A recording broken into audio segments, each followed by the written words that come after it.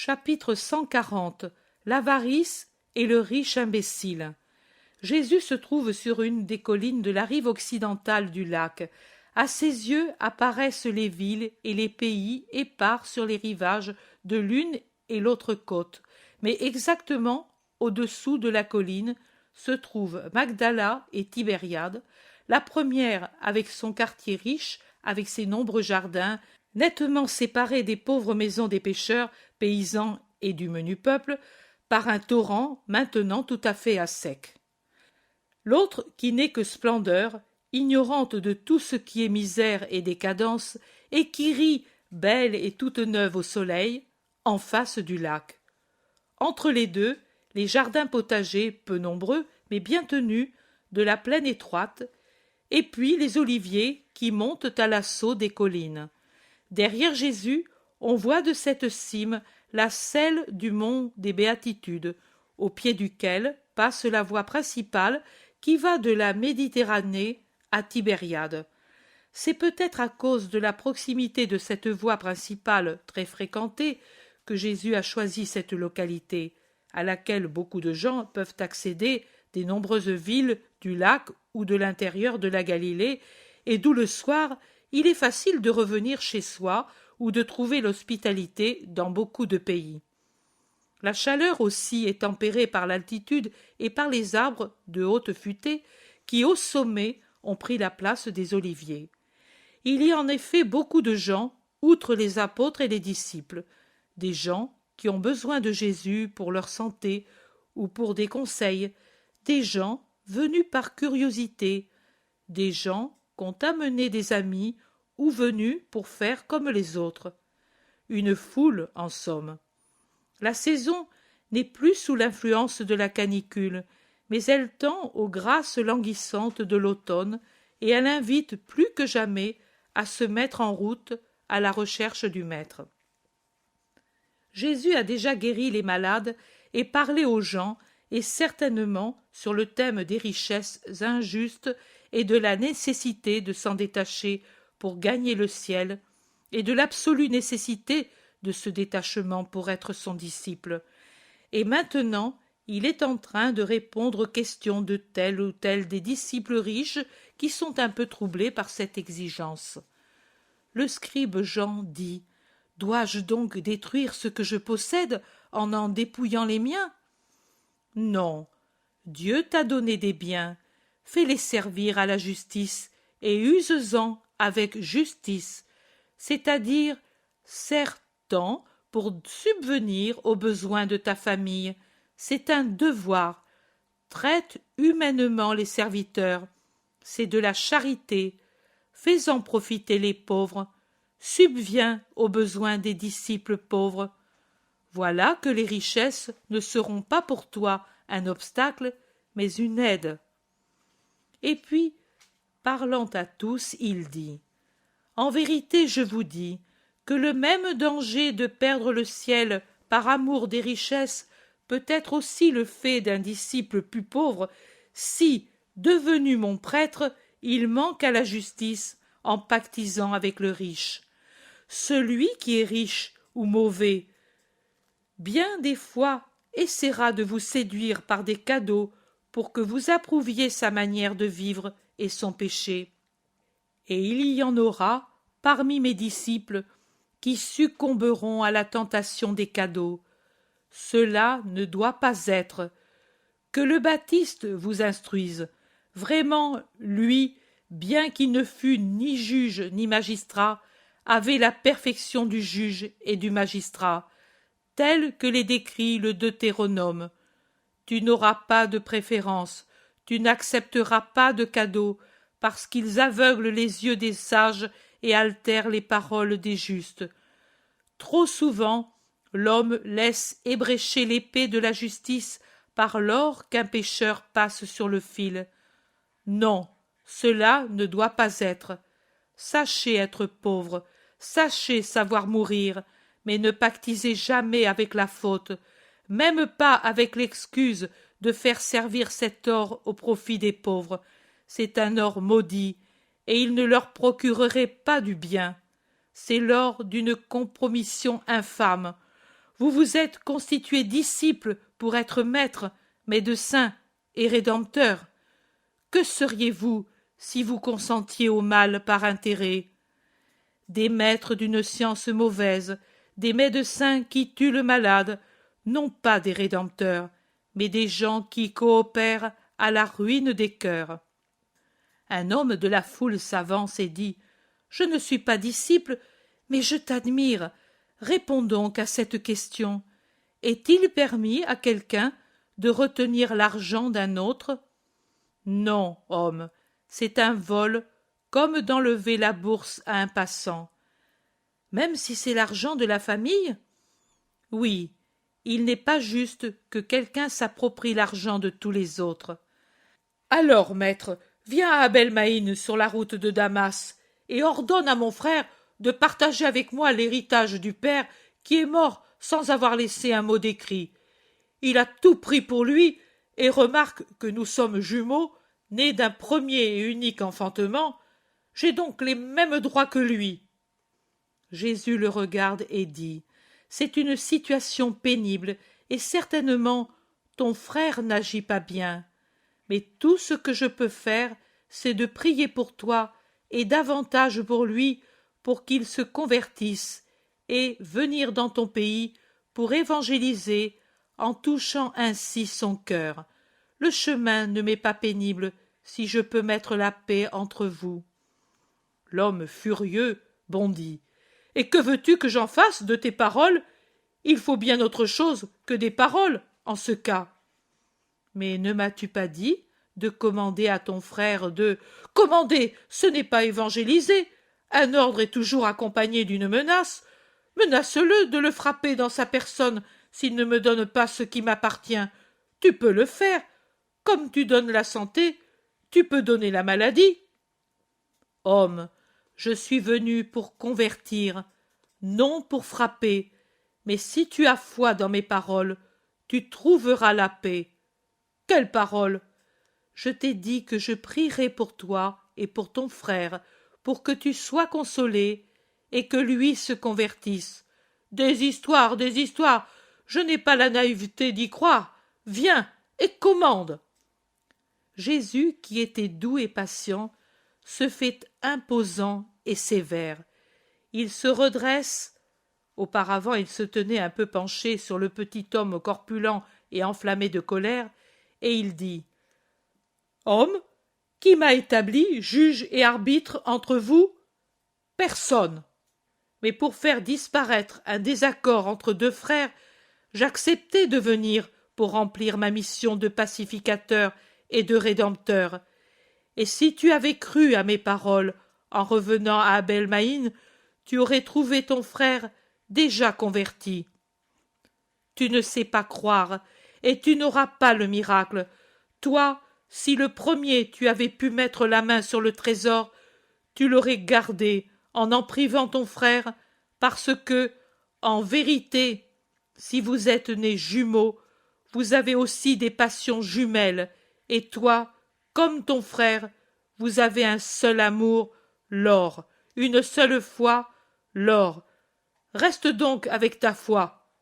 Adieu. » L'homme s'en va en maudissant, au scandale de la foule qui voudrait le punir. Mais Jésus s'y oppose. Il dit « Laissez-le aller. Pourquoi voulez-vous vous salir les mains en frappant une brute? Moi, je lui pardonne parce qu'il est possédé par le démon de l'or qui fait de lui un dévoyé. Faites-le vous aussi. Prions plutôt pour ce malheureux, afin qu'il redevienne homme à l'âme belle de liberté. » C'est vrai. Son visage même est devenu horrible par l'effet de sa cupidité. Tu l'as vu? Se demandent l'un à l'autre les disciples et ceux qui étaient près de l'homme cupide. C'est vrai, il ne semblait plus être ce qu'il était avant.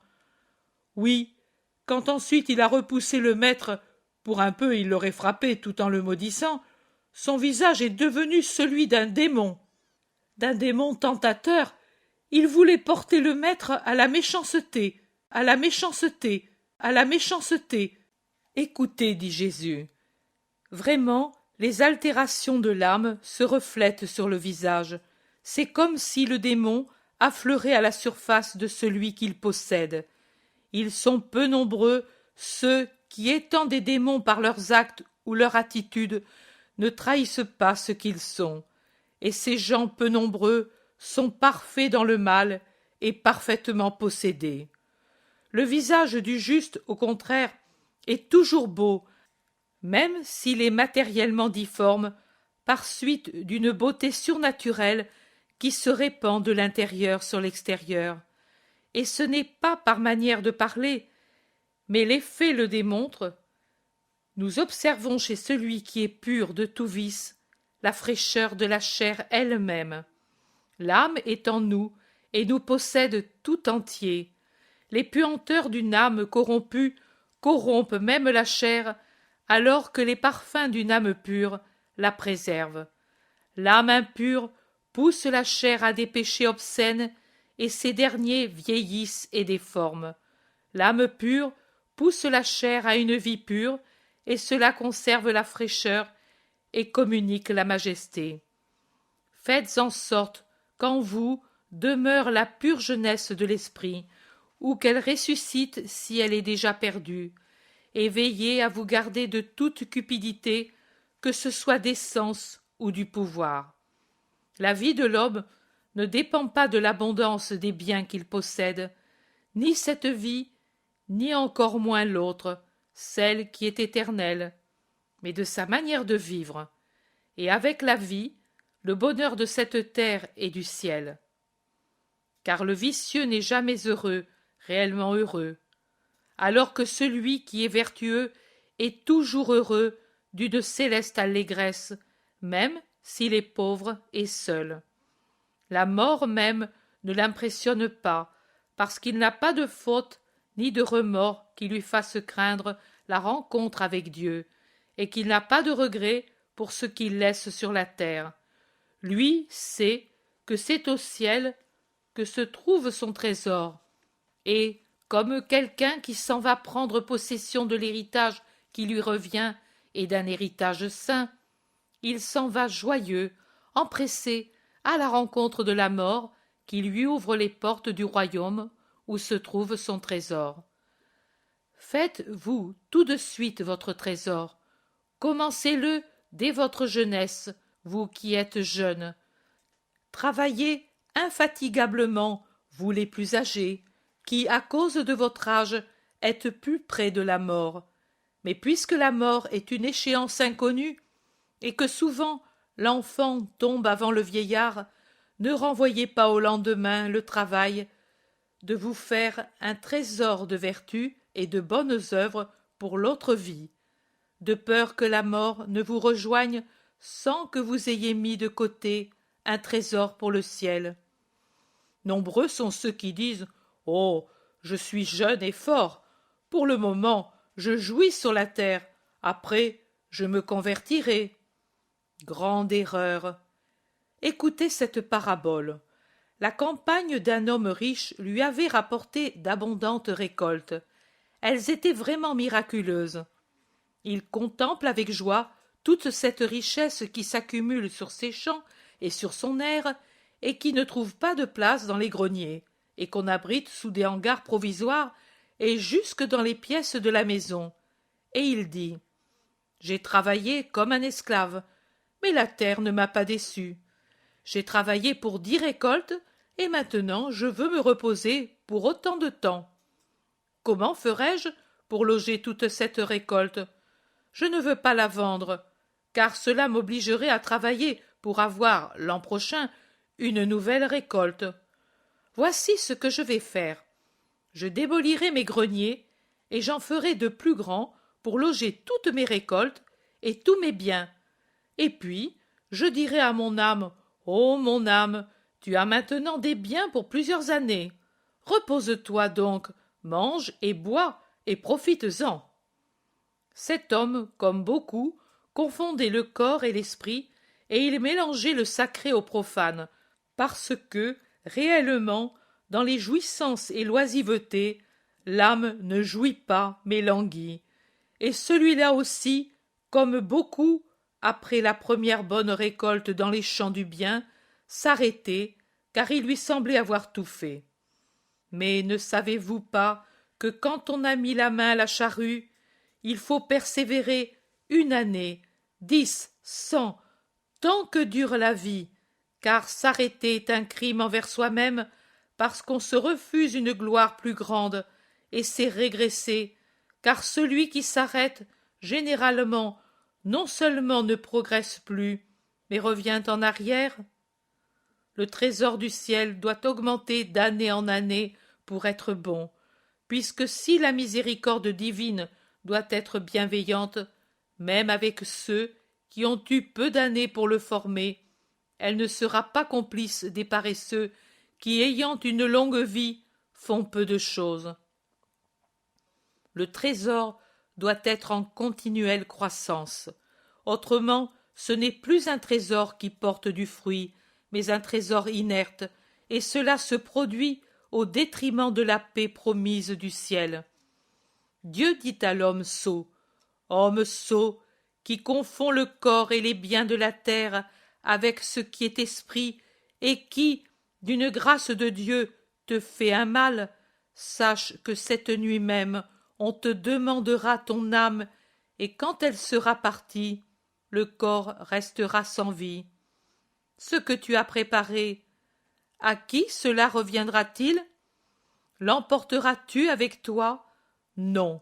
Tu viendras dépouiller des récoltes terrestres et des œuvres spirituelles en ma présence, et tu seras pauvre dans l'autre vie.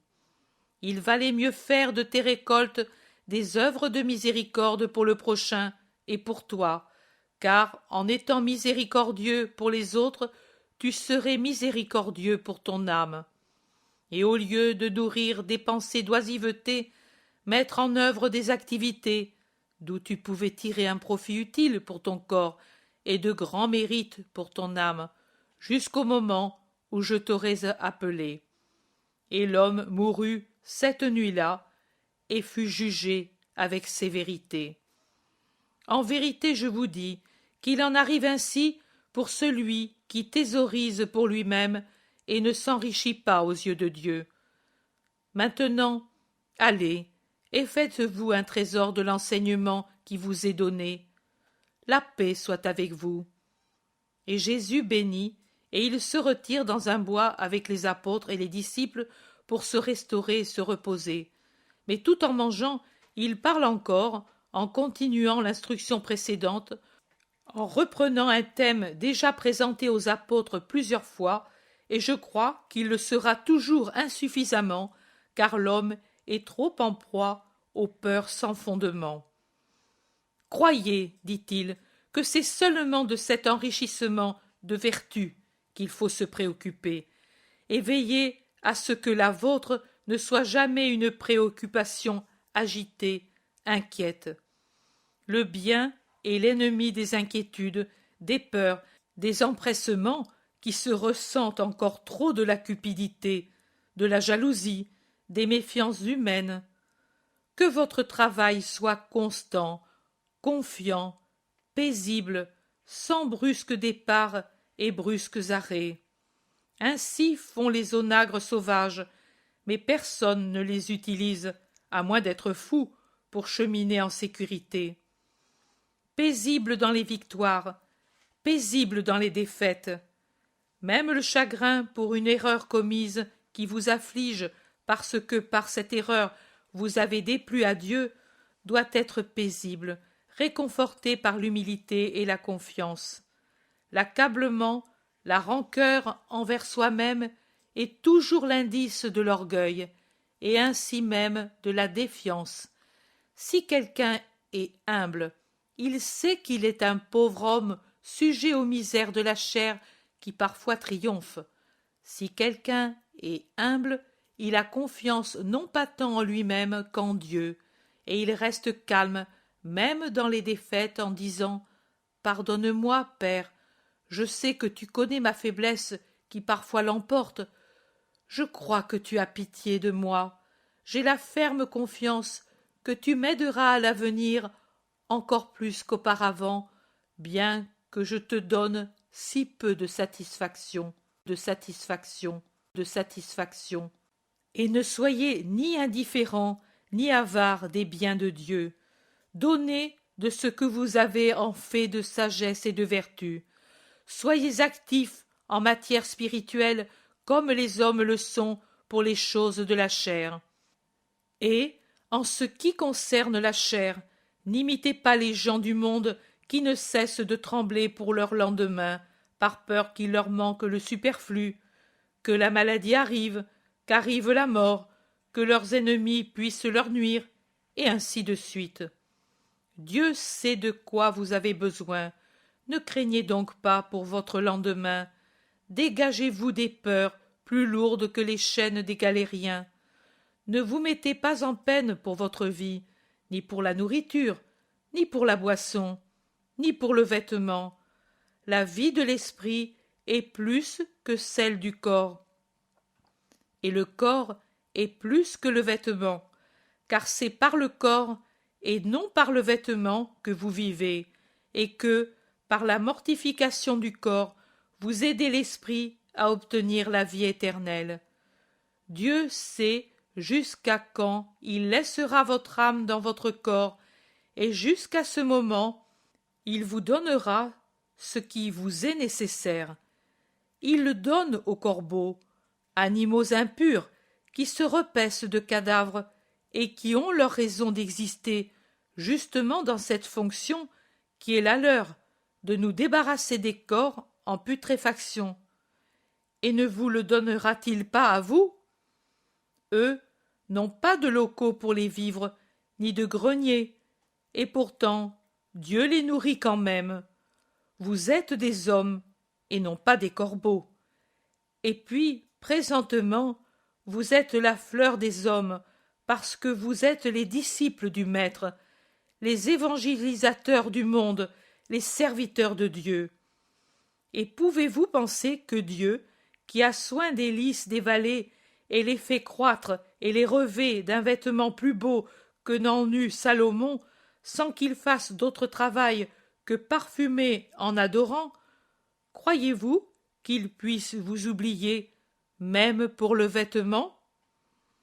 Vous, qui ne pouvez ajouter par vous-même une dent à votre bouche dégarnie, ni allonger d'un pouce une jambe raccourcie, ni rendre l'acuité à une vue brouillée. Et si vous ne pouvez faire ces choses, pouvez-vous penser pouvoir éloigner de vous la misère et la maladie, et faire sortir de la nourriture de la poussière? Vous ne le pouvez. Mais ne soyez pas des gens de peu de foi. Vous aurez toujours ce qui vous est nécessaire. Ne vous mettez pas en peine comme les gens du monde qui se donnent du mal pour pourvoir à leur plaisir. Vous avez votre Père qui sait de quoi vous avez besoin. Vous devez seulement chercher, et que ce soit le premier de vos soucis, le royaume de Dieu et sa justice, et tout le reste vous sera donné en plus. Ne craignez pas, vous qui êtes de mon petit troupeau. Il a plu à mon Père de vous appeler au royaume pour que vous possédiez ce royaume. Vous pouvez donc y aspirer et aider le Père par votre bonne volonté et votre sainte activité. Vendez vos biens, faites-en l'aumône si vous êtes seul. Donnez aux vôtres les moyens d'existence qui compensent votre abandon de la maison pour me suivre, car il est juste de ne pas enlever le pain aux enfants et aux épouses. Et si vous ne pouvez sacrifier les richesses d'argent, sacrifiez les richesses d'affection. Elles aussi sont une monnaie que Dieu estime pour ce qu'elles sont, de l'or plus pur que tout autre, des perles plus précieuses que celles qui sont arrachées aux mers, et des rubis plus rares que ceux des entrailles de la terre. Car renoncer à la famille pour moi, c'est charité parfaite, plus que de l'or sans un atome impur. C'est une perle faite de larmes, un rubis fait du sang qui gémit de la blessure du cœur déchiré par la séparation d'avec le père et la mère, l'épouse et les enfants. Mais ces bourses ne s'usent pas, ce trésor ne s'amoindrit jamais, les voleurs ne pénètrent pas au ciel, le ver ne ronge pas ce qui y a été déposé, et ayez le ciel dans votre cœur, et votre cœur au ciel, près de votre trésor. Car le cœur, chez l'homme bon ou chez le méchant, est là où se trouve ce qui vous semble votre cher trésor.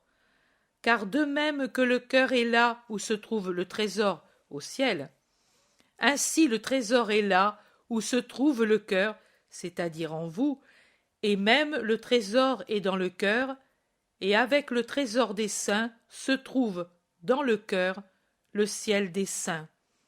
Soyez toujours prêts, comme celui qui est sur le point de partir en voyage, ou qui attend son maître. Vous êtes les serviteurs du Maître Dieu. À toute heure, il peut vous appeler où il est, ou bien venir où vous êtes. Soyez donc toujours prêts à partir ou à lui faire honneur, la taille sainte de la ceinture de voyage ou de travail, et avec à la main la lampe allumée. Sortant d'une fête de noces avec quelqu'un qui vous a précédé dans les cieux, ou dans la consécration à Dieu sur la terre. Dieu peut se souvenir de vous qui attendez et peut dire « Allons chez Étienne ou chez Jean, ou bien chez Jacques et chez Pierre. » Et Dieu est rapide dans sa venue, ou pour dire « Viens ». Soyez donc prêts à lui ouvrir la porte quand il arrivera, ou à partir s'il vous appelle. Bienheureux ces serviteurs que le maître, en arrivant, trouvera en train de veiller. En vérité, pour les récompenser de leur attente fidèle, il se ceindra le vêtement, et après les avoir fait asseoir à table, il se mettra à les servir. Il peut venir à la première veille, comme à la seconde ou à la troisième. Vous ne le savez pas. Soyez donc toujours vigilants, et bienheureux si vous l'êtes, et qu'ainsi vous trouve le maître. Ne vous flattez pas en disant « On a le temps, cette nuit il ne vient pas ». Il vous en arriverait du mal. Vous ne savez pas. Si quelqu'un savait quand le voleur va venir, il ne laisserait pas sa maison sans surveillance pour que le malandrin puisse en forcer la porte ou les coffres forts. Vous aussi, soyez prêts, car au moment où vous y penserez le moins, le Fils de l'homme viendra en disant « C'est l'heure, c'est l'heure, c'est l'heure ». Pierre, qui a été jusqu'à oublier de finir son repas pour écouter le Seigneur, voyant que Jésus se tait, demande « Ce que tu dis, c'est pour nous ou pour tous ?» « C'est pour vous et pour tous, mais c'est davantage pour vous, car vous êtes comme des intendants mis par le maître à la tête des serviteurs, et vous êtes doublement obligés d'être prêts, à la fois pour vous comme intendants, et pour vous comme simples fidèles. Que doit être l'intendant mis par le maître à la tête de ses serviteurs pour donner à chacun, au moment voulu, sa juste part? Il doit être avisé et fidèle pour accomplir son propre devoir, pour faire accomplir à ceux qui sont au-dessous de lui leur propre devoir. Autrement, en souffriraient les intérêts du maître qui paie l'intendant pour qu'il agisse en son nom et veille sur ses intérêts en son absence. Bienheureux le serviteur que le maître, en revenant à sa maison, trouve en train d'agir avec fidélité, habileté et justice. En vérité, je vous dis qu'il l'établira intendant des autres propriétés aussi, de toutes ses propriétés, se reposant et se réjouissant en son cœur pour la sécurité que ce serviteur lui donne. Mais si ce serviteur dit « Oh, c'est bon, le maître est très loin, et il m'a écrit que son retour sera retardé, je peux donc faire ce que bon me semble, et puis, quand je verrai que son retour est proche, j'y pourvoirai. Et il commencera à manger et à boire, jusqu'à en être ivre, et à donner des ordres d'ivrogne. Comme les bons serviteurs qui dépendent de lui refusent de les exécuter pour ne pas faire tort à leur maître, il se met à battre les serviteurs et les servantes jusqu'à les rendre malades et languissants.